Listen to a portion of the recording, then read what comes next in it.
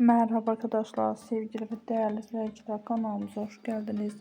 Bugün sizlere Demet Özdemir'in diziden olan Yeni Gürültülerle karşınızdayız. Birçok dizide başrollerde oynayan e, Demet Özdemir şimdi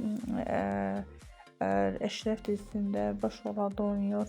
Güzel oyuncumuzun yeni karelerinden, yeni rolllarından olan video paylaşımlarını sizlere sunacağım.